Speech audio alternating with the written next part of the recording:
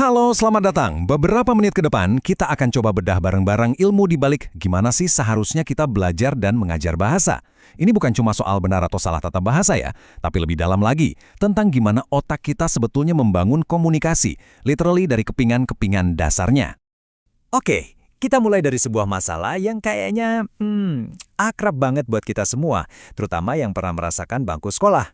Coba deh ingat-ingat lagi, waktu kita sekolah dulu, kelas bahasa itu rasanya lebih kayak tes hafalan gak sih? Ngisi titik-titik, mencocokkan istilah, pokoknya hafal, kerjakan, lupa. Jarang banget kan kita diajak buat bener-bener paham gimana caranya berkomunikasi yang efektif?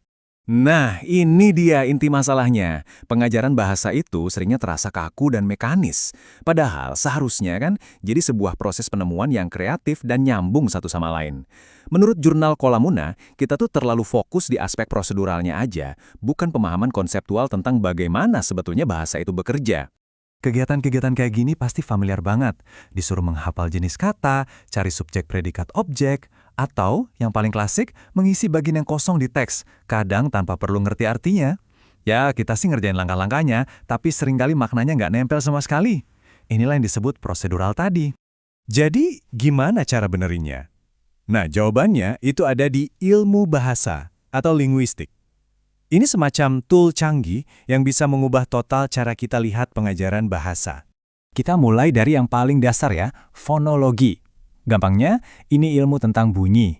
Setiap bahasa itu punya set alfabet bunyinya sendiri.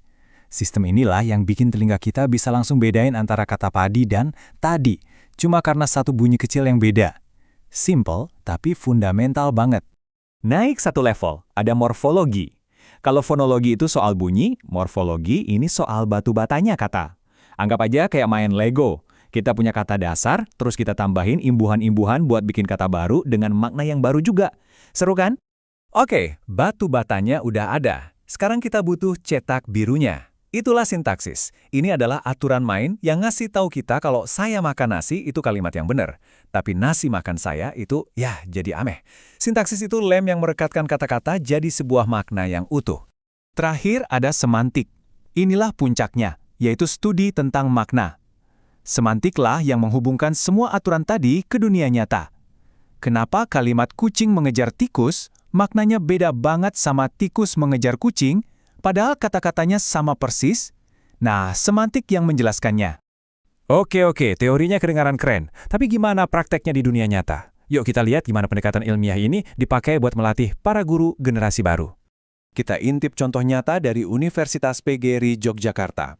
Di sana, para calon guru SD nggak cuma belajar gimana cara ngajar, tapi mereka juga dibekali ilmu dasar linguistik. Jadi mereka nggak cuma tahu apa, tapi juga kenapa. Coba perhatikan deh alurnya. Ini logis banget. 6 minggu pertama, mereka bangun fondasi teori yang kuat. Semua yang kita bahas tadi. Terus, mereka belajar jadi detektif, menganalisis kesalahan bahasa yang sering dibuat siswa. Nah, baru deh di sisa semester, mereka fokus latihan gimana cara menerapkan semua ilmu ini pas ngajar di kelas. Jadi alurnya, teori, analisis, baru praktek. Mantap. Nah, sekarang kita lihat gimana pelatihan kayak gini bisa langsung jadi solusi buat masalah-masalah umum di kelas. Kita ambil contoh yang umum banget ya. Bayangin seorang siswa diminta menambahkan awalan me ke kata dasar sapu. Kira-kira apa yang bakal dia tulis? Dan inilah yang sering terjadi. Siswa mungkin bakal nulis mensapu. Yang kalau dipikir-pikir, ya logis-logis aja kan. Tapi kita semua tahu bentuk yang benar itu menyapu. Pertanyaannya, kenapa bisa gitu? Nah, ini dia kuncinya. Guru yang cuma tahu apa yang benar, mungkin cuma bakal nyoret dan ngeganti.